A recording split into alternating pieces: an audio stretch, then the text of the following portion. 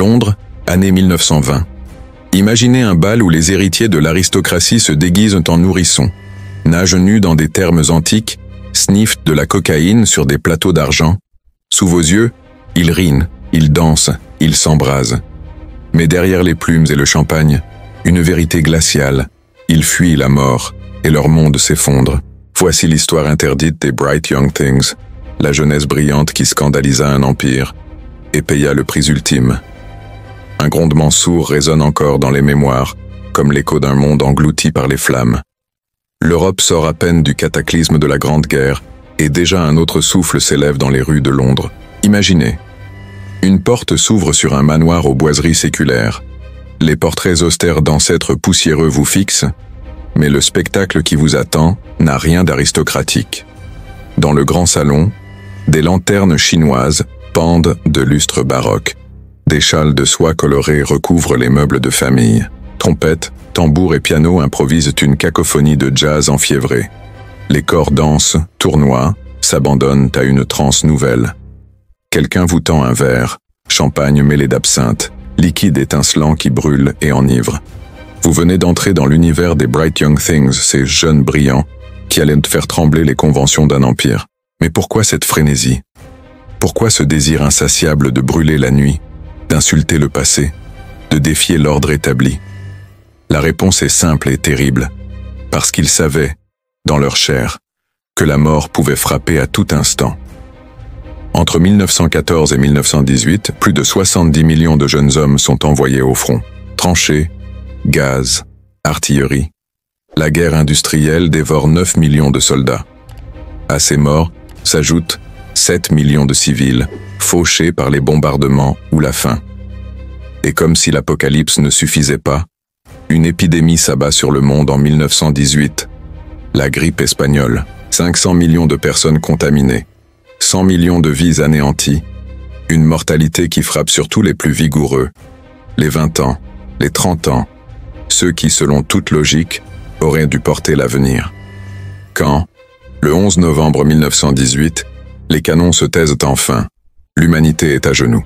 Et 2 ans plus tard, lorsque la grippe s'éteint à son tour, un sentiment de vertige étreint toute une génération. Nous sommes vivants, par miracle. Mais pour combien de temps? Ce sentiment n'était pas une abstraction philosophique. C'était une brûlure dans la peau. Les Bright Young Things, enfants de l'élite britannique, savaient que leurs amis, leurs frères, leurs voisins n'avaient pas eu cette chance. Alors, pourquoi se plier à l'austérité des parents, à leurs convenances victoriennes, à leurs mariages arrangés et à leur religion de la respectabilité? Pourquoi obéir aux règles un monde qui était révélé impuissant face à elle horreur? Il fallait inventer autre chose, une jeunesse qui danse sur les ruines, qui transforme chaque instant en fête, comme si demain pouvait ne jamais venir. Mais derrière ces excès flamboyants, il y avait une vérité plus sombre. L'aristocratie britannique elle-même était en crise. Un siècle plus tôt, la révolution industrielle avait déjà miné ses fondations. Les rentes agricoles perdèrent de leur valeur. Les châteaux n'étaient plus que gouffres financiers. Pour sauver leur domaine, nombre de comtes et de barons avaient dû marier leurs fils ou leurs filles à de riches héritières américaines. L'or du Nouveau Monde contre les titres poussiéreux de l'Ancien. Mais la guerre de 14-18 aggrave tout. En 1918, le Premier ministre Lloyd George impose une fiscalité écrasante sur les grandes fortunes pour financer un État-providence balbutiant. Résultat, nombre de familles nobles se retrouvent contraintes de vendre leurs œuvres d'art, d'ouvrir leurs demeures au public, ou tout simplement de renoncer à leur train de vie. Ainsi naît une génération paradoxale. Enfants titrés mais désargentés, porteurs d'un héritage mais dépouillés de ses privilèges matériels. Héritiers sans royaume. Et lorsqu'on n'a plus rien à perdre, n'est-ce pas le moment idéal pour braver toutes les règles? Les Bright Young Things étaient à la fois la vitrine et la caricature de cette mutation sociale. Ils incarnaient une révolte joyeuse. Mais cette joie était teintée d'amertume, d'un nihilisme élégant. Tout commence, comme souvent, par les femmes. Depuis la fin du XVIIIe siècle, chaque été, les jeunes filles de l'aristocratie sont présentées à la cour lors du bal de la reine Charlotte, au palais de Buckingham. Robes blanches, plumes d'autruche, révérences étudiées, un rituel codifié, destiné à les placer sur le marché matrimonial de la haute société. Mais après la guerre, beaucoup de ces jeunes femmes ne veulent plus être des figurines dans un théâtre archaïque. Elles s'échappent, d'abord timidement puis avec audace. Elles se lancent dans des chasses au trésor urbaines, parcourent le métro, sautent dans les bus, volent des objets saugrenus pour leur gage, le cigare d'un ministre, le corset d'une actrice. Ces escapades prennent vite une dimension carnavalesque. Des énigmes sont publiées dans les journaux, des courses folles sillonnent de Londres, et bientôt les garçons s'y joignent, avec leurs automobiles rutilantes, symbole ultime de vitesse et de liberté. Les voitures. Produites en masse dans les années 1920, elles deviennent les jouets favoris de ces héritiers turbulents. Pas de ceinture, pas d'airbag, pas de frein moderne. Une mécanique brute, dangereuse, exaltante. Les jeunes aristocrates roulent à tombeau ouvert, une bouteille circulant d'une main à l'autre. Evelyn Waugh, lui-même, futur romancier, se fait plusieurs fois arrêter pour conduite en sens interdit. Mais qu'importe, à cette époque, le scandale n'est pas de boire au volant, mais de voir une femme boire en public. Londres s'amuse, Londres tremble. Les journaux flairent le filon. En juillet 1924, le Daily Mail publie en une « Chasse nocturne dans Londres, 50 voitures lancées à vive allure, la jeunesse brillante ». Le terme est trouvé. Bright Young Things. Une étiquette à la fois moqueuse et fascinée, qui deviendra un mythe. Très vite, les courses de rue ne suffisent plus. Les jeunes brillants investissent les intérieurs. Fêtes costumées, bals masqués, soirées à thème. Rien de nouveau en apparence. Les nobles se déguisent depuis des siècles. Mais elle, intensité change. Les Bright Young Things transforment chaque bal en performance outrancière. Les couleurs sont vives, les tissus extravagants, les genres s'effacent. Androgynie, provocation, sensualité. Plus la presse s'indigne, plus ils s'enivrent de leur propre scandale. Les invitations, laconiques, mentionnent seulement lieu, date, thème. Tout le reste est laissé à l'imagination débridée des convives. Un soir, tout le monde se déguise en nourrisson, bibon géant à la main. Un autre, c'est une reconstitution des termes romains. Baignade nocturne, orchestre en direct, chevaux gonflables flottant dans les bassins. Lorsque la police arrive à l'aube, les fêtards tentent d'entraîner les agents dans l'eau. Le créateur de mode Norman Hartnell organise une fête cirque avec animaux dressés et dompteurs costumés. Plus rien n'a de limite. La presse, encore et toujours, se régale. Et le scandale s'accentue lorsqu'on ajoute le maquillage. Les grand-mères victoriennes se contentaient d'une pincée de poudre. Les Bright Young Things, eux, adoptent les produits les plus modernes de Max Factor, qui transforment déjà les stars hollywoodiennes. Lèvres en arc de Cupidon, sourcils effilés, joues carminées, les jeunes hommes eux-mêmes se laissent tenter, renforçant l'ambiguïté sexuelle. Dans cette société où l'homosexualité masculine est toujours criminalisée, la fête devient un refuge, une bulle de liberté. Costumes et masques offrent la possibilité de jouer avec le genre, de revendiquer l'androgynie comme un art. Parmi eux, une figure s'impose. Stephen Tennant. Fils cadet du comte de Glenconner, silhouette androgyne, cheveux ondulés poudrés d'or, il incarne l'idole de cette génération. Son excentricité fascine. Chambre tapissée d'argent, vie passée au lit, sortie en soie brodée et boucles d'oreilles. On le compare à une rockstar avant l'heure. Son histoire d'amour tumultueuse avec le poète Siegfried Sassoon inspire des personnages littéraires mémorables, de Nancy Mitford à Evelyn Waugh. Autour de lui gravitent des figures comme Elizabeth Ponsonby, provocatrice qui organise un faux mariage avec prêtre et invité médusé, ou Brenda Dean-Paul, jeune héritière devenue accro-mondaine, aux drogues dures, promise à une chute tragique. Mais à ce stade, nous n'en sommes encore qu'à l'ascension, à l'apogée de l'éclat. La drogue, l'alcool, la musique, la provocation, tout se combine pour créer un tourbillon. Et la question persiste, lancinante. Combien de temps ce manège peut-il durer avant de s'effondrer? La musique, toujours, résonne en toile de fond. Elle pulse, enfiévrée, obsédante, comme le battement d'un cœur collectif qui refuse de se taire. C'est le jazz. arrivée d'Amérique sur les navires et dans les bagages des musiciens noirs du régiment des Harlem Hellfighters. James Reese Europe, clarinettiste, trompettiste, batteurs au rythme syncopé, ils déclenchent un séisme sonore en Europe. Et Londres, ville engourdie par des siècles de convenances, s'embrase.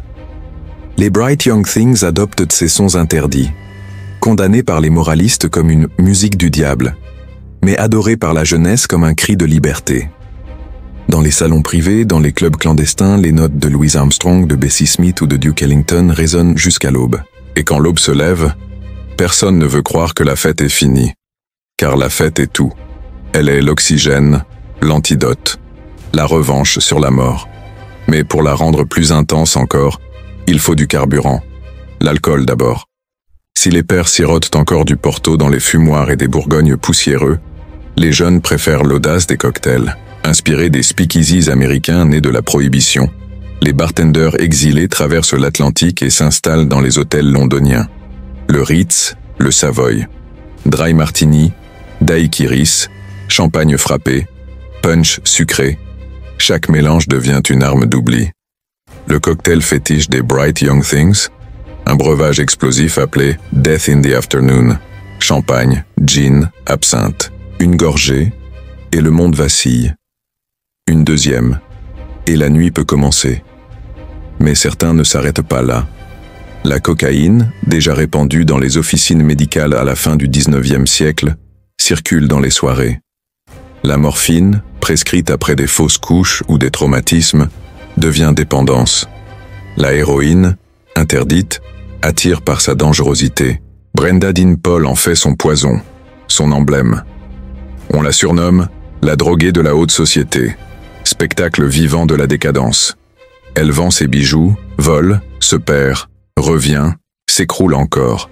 La presse la guette, la dévore, car c'est, elle à elle, autre dimension essentielle du phénomène.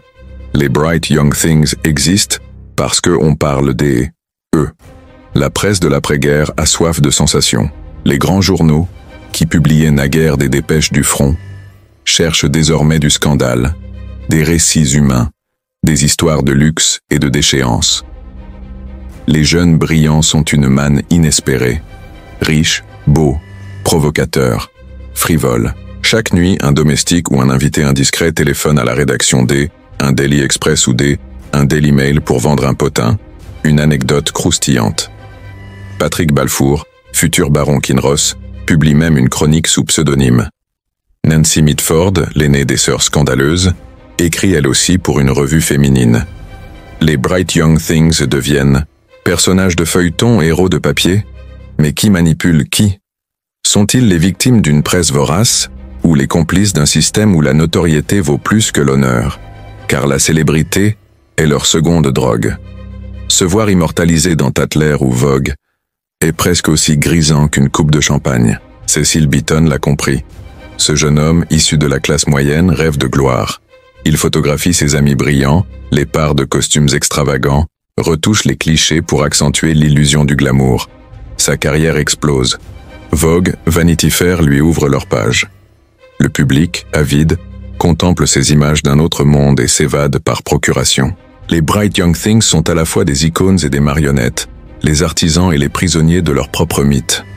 Mais derrière le masque de frivolité, des fractures apparaissent. L'excentricité devient une armure, la provocation un bouclier contre l'angoisse, car la réalité implacable se rappelle à eux. L'Angleterre traverse une crise économique, chômage, grève, pauvreté rampante. Tandis que les ouvriers descendent dans la rue, ses héritiers ruissellent de soie et d'alcool. La dissonance est violente. Les journaux, autrefois complices, commencent à se retourner. Ce qui amusait hier scandalise aujourd'hui. La compassion du public s'efface, remplacée par l'indignation. Les Bright Young Things deviennent peu à peu le symbole d'une jeunesse déconnectée, arrogante, décadente. Et pourtant, dans l'intimité, beaucoup d'entre eux sont fragiles, écorchés. Stephen Tennant, derrière ses parures, souffre d'un mal-être profond. Elizabeth Ponsonby, toujours en quête de provocation, s'enfonce dans une spirale d'excès qui la détruira. Brenda Dean Paul, déjà prisonnière de ses addictions, oscille entre cliniques et prisons. Leur vie ressemble à une danse sur un fil, flamboyante mais toujours au bord de la chute. Et c'est précisément cette précarité qui fascine. Pourquoi ces jeunes privilégiés choisissent-ils la destruction? Que cherchent-ils sinon une intensité qui compense le vide? La sexualité, elle aussi, est une arme de rébellion. Le monde d'avant exigeait chasteté, mariages arrangés, respectabilité. Le monde nouveau ose les cheveux courts déflappés, les jupes courtes, les cigarettes entre les lèvres peintes. Les femmes revendiquent leur désir, leur indépendance. Les hommes, certains du moins, expérimentent l'androgynie, l'homosexualité, malgré les lois qui criminalisent tout écart. Dans les fêtes costumées, les genres s'entrelacent, les rôles se brouillent. Noel Coward, dramaturge flamboyant, fréquente les Bright Young Things et multiplie les provocations. Le duc de Kent lui-même, frère du futur roi Édouard VIII, s'affiche dans des liaisons bisexuelles connues de tous. La haute société ferme les yeux, ou plutôt se régale du scandale. Mais jusqu'à quand cette tolérance ambiguë pourra-t-elle durer? Chaque soirée est un défi lancé à la société, une gifle donnée aux conventions. À Selfridges, on danse sur les comptoirs. Dans un bal Mozart, on s'empare d'un marteau-piqueur des ouvriers de voirie. À la campagne, Stephen Tennant accueille ses invités en pyjama léopard et les contraint à porter des costumes extravagants tout le week-end. Tout est possible, tout est permis, du moment que la presse s'indigne le lendemain. La transgression devient une œuvre d'art, la provocation, un langage. Et ce langage, inévitablement, attire l'attention des écrivains. Evelyn Waugh, participant intermittent mais observateur acéré, puise dans cet univers le matériau de ses romans. Decline and Fall, Vile Bodies, satire féroce, prémonitoire, où la fête vire déjà au cauchemar. Il sait, lui, que derrière l'éclat se cache une ombre grandissante. Cette ombre, c'est la fin imminente, car l'histoire n'attend pas. Elle, euphorie des années folles, est suspendue à un fil invisible. Celui de elle, économie mondiale. Tandis que les Bright Young Things rient et dansent, une tempête s'annonce à l'horizon. Le krach de Wall Street, en 1929, secouera la planète. Le chômage de masse, la montée des extrémismes, la fin d'une insouciance. Mais en 1925, en 1926, qui veut le croire? Pour eux, seul compte la prochaine coupe de champagne, la prochaine mascarade, la prochaine nuit sans fin. Ils vivent comme si l'éternité leur appartenait, inconscients ou indifférents au gouffre qui approche. Alors que Londres dort, ils continuent de brûler. Mais chaque bougie, aussi éclatante soit-elle, finit par se consumer. La question n'est plus de savoir s'ils tomberont, mais quand. Et surtout, comment. Le faste atteint son apogée, et déjà la décadence rôde, insidieuse. Plus les Bright Young Things multiplient les extravagances, plus leurs fêtes se transforment en caricatures d'elles-mêmes. Les déguisements deviennent outranciers, les mascarades grotesques, les excès incontrôlables. La presse, jadis complice, continue de suivre, mais son ton change. Les journalistes ne décrivent plus avec fascination. Ils dénoncent, ils moquent, ils accusent. La frontière entre l'icône et le monstre se brouille. Et pourtant, certains soirs, la magie demeure. Imaginez le bal rouge et blanc de 1931. Les invités, drapés de soie écarlate et d'étoffes immaculées, défilent entre les tables croulant sous les homards, les fraises, les poulets rôtis, les puddings citronnés. Des rubis scintillent, des perles éclatent, l'orchestre enivre de ses notes charnelles. Mais derrière la splendeur, un malaise gronde. Londres connaît alors un chômage massif, les marches de la faim traversent le pays, des ouvriers exténués réclament justice, tandis que les rues grondent de misère, ces jeunes privilégiés s'engloutissent dans un festin d'opulence. La fracture est béante, insoutenable. Les journaux n'épargnent plus leurs plumes, décadence obscène, enfants perdus d'un empire malade. L'opinion publique se retourne. Et comme si la fatalité devait sceller ce basculement, la même nuit, une des figures les plus célèbres du groupe, Brenda Dean Paul, est arrêtée pour trafic de drogue. La nouvelle éclate comme une bombe. Les rires se figent, les regards se détournent. La fête qui devait être leur triomphe devient leur disgrâce. Car Brenda incarne à elle seule les contradictions du mouvement.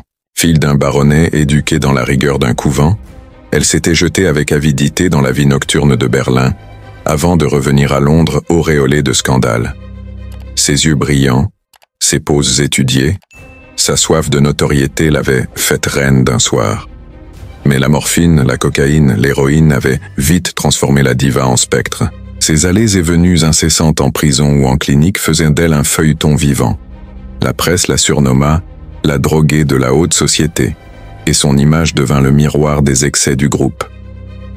Elizabeth Ponsonby, elle aussi, bascule.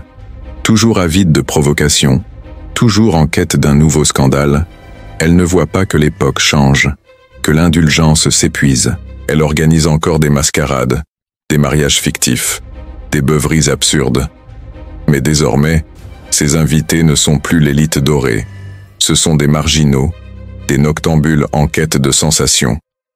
Les photographies, les articles ne la célèbrent plus. Ils la ridiculisent. Elle, qui avait incarné la liberté insolente, devient la caricature pathétique d'un monde disparu. Stephen Tennant, l'idole androgyne, sent lui aussi le vent tourner. Il se retire peu à peu dans sa propriété du Wiltshire, Wilbury House. Là, dans des pièces tapissées d'argent et de miroirs, il se reclut, se fige, comme une statue vivante de l'excentricité. Le garçon qui avait brûlé Londres se métamorphose en fantôme volontaire. Jusqu'à sa mort en 1987, il ne quittera presque plus sa retraite, entouré de ses souvenirs et de ses chimères. Mais si certains s'éclipsent, d'autres transforment cette époque en matière artistique. Evelyn Waugh, lui, a compris avant tout le monde que elle, euphorie des Bright Young Things and Eddie Waker n'a une façade fragile. Ses romans l'annoncent, Decline and Fall, 1928, Satire, où les excès mondains dégénèrent en absurdité, puis Vile Bodies, 1930, fresque plus sombre encore, où les fêtes incessantes masquent l'angoisse d'une génération perdue. Le livre choque, amuse, scandalise, mais surtout, il prophétise. La fête est déjà finie, même si les convives refusent de l'admettre. Et pourtant, malgré la chute annoncée, les Bright Young Things continuent d'exister, comme une flamme qui refuse de s'éteindre. Les cocktails coulent toujours, martini sec, daiquiris, punch enivrant. Le fameux Corpse Reviver, mélange de cognac, calvados et vermouth, devient la boisson des lendemains douloureux. Un élixir censé ramener les fêtards d'entre les morts. Mais peut-on vraiment ressusciter quand tout un monde s'effondre? Car l'ombre du krach de 1929 plane sur Londres. Même si l'Angleterre n'est pas frappée avec la même violence que l'Amérique, les répercussions sont immenses. Usines fermées, chômeurs par milliers, tensions sociales exacerbées. La frivolité des Bright Young Things devient insupportable aux yeux de ceux qui peinent à nourrir leurs enfants. Chaque soirée extravagante, chaque costume outrancier, chaque bouteille vidée résonne comme une insulte.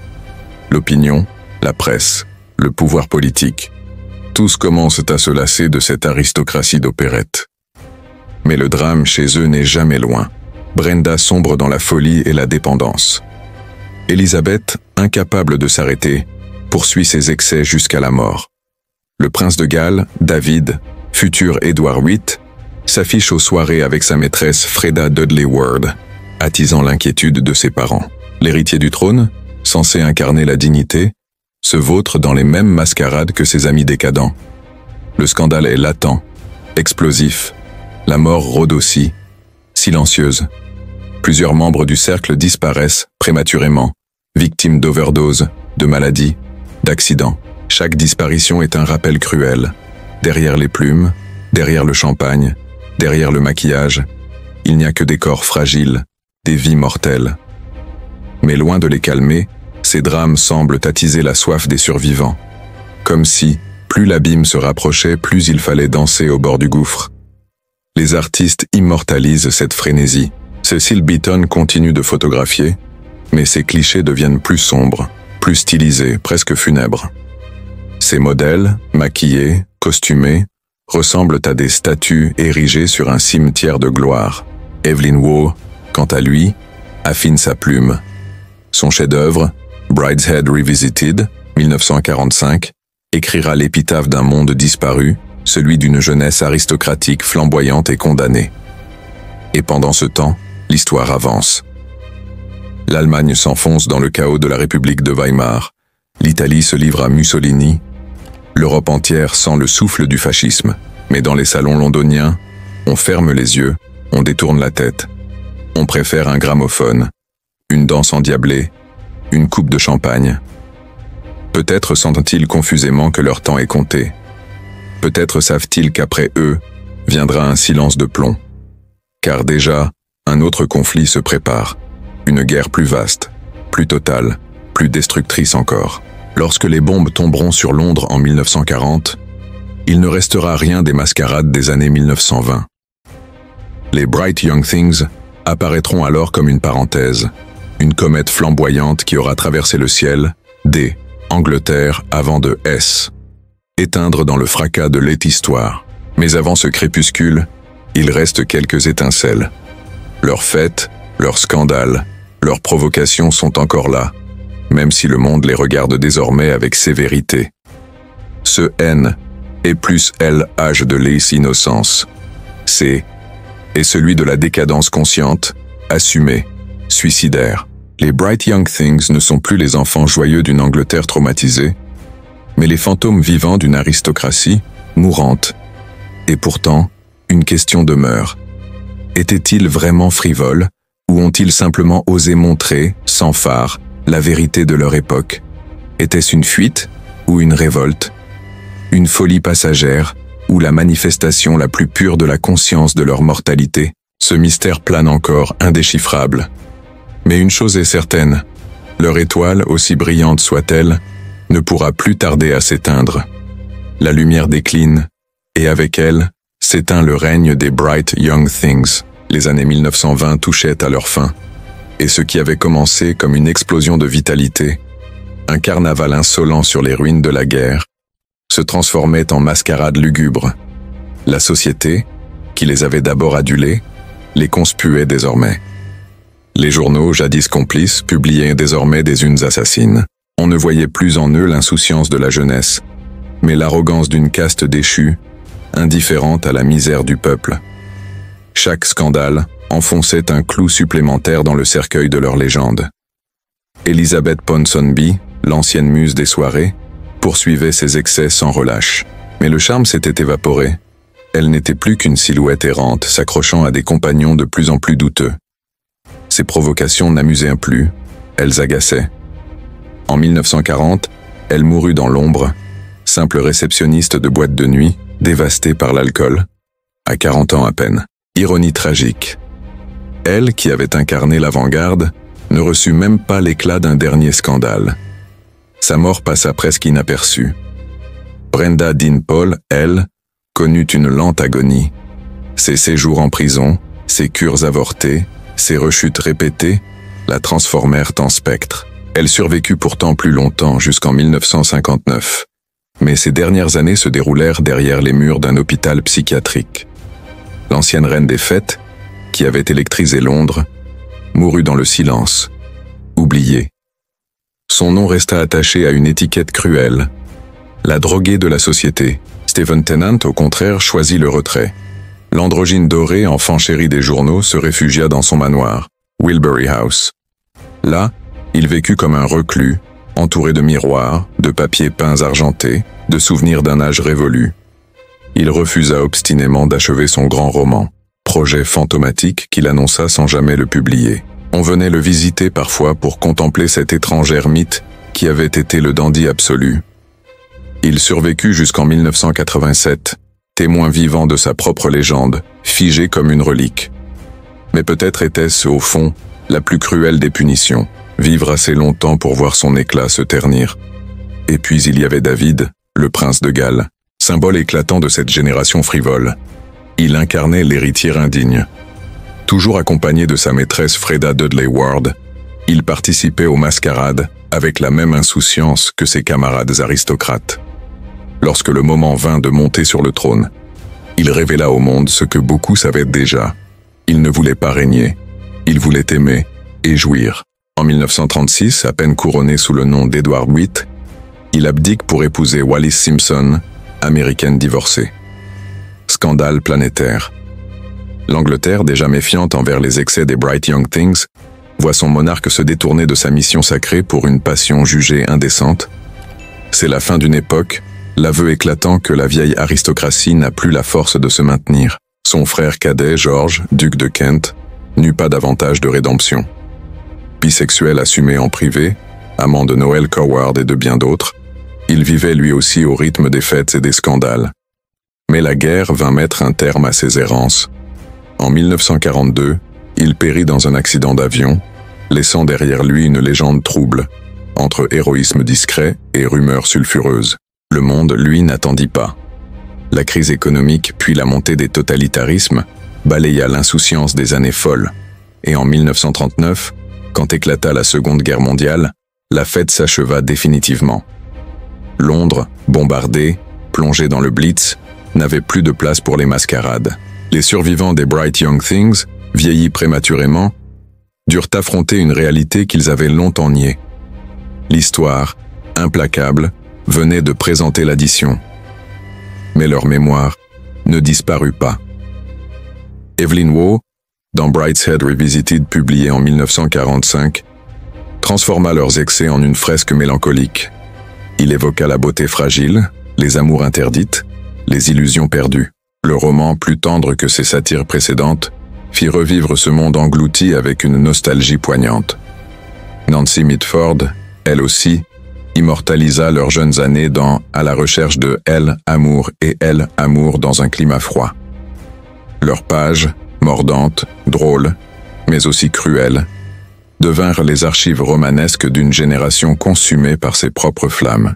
Et Cecil Beaton, le photographe, continua d'éblouir le monde.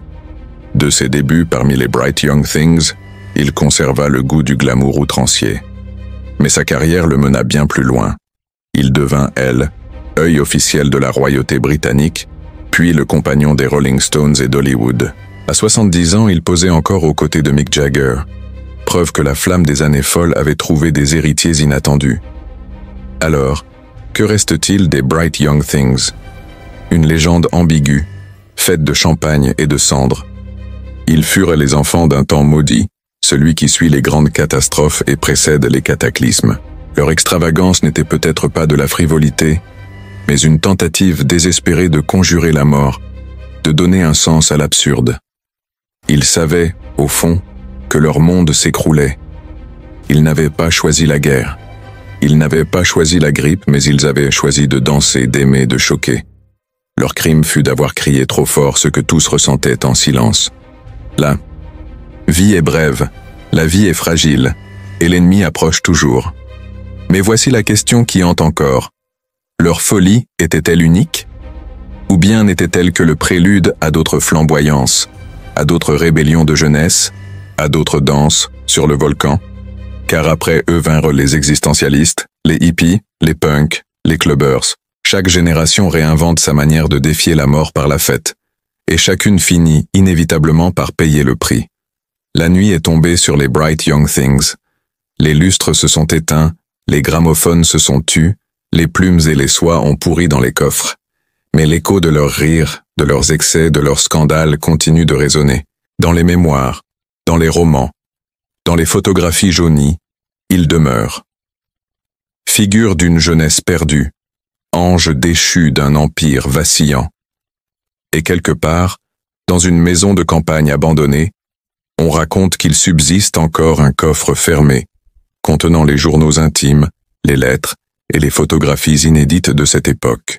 Des preuves secrètes, des révélations peut-être trop explosives pour avoir été publiées à l'époque.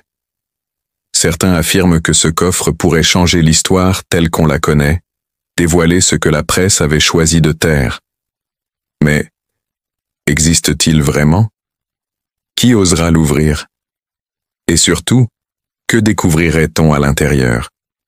La fête est finie. Mais le mystère, lui, ne fait que commencer.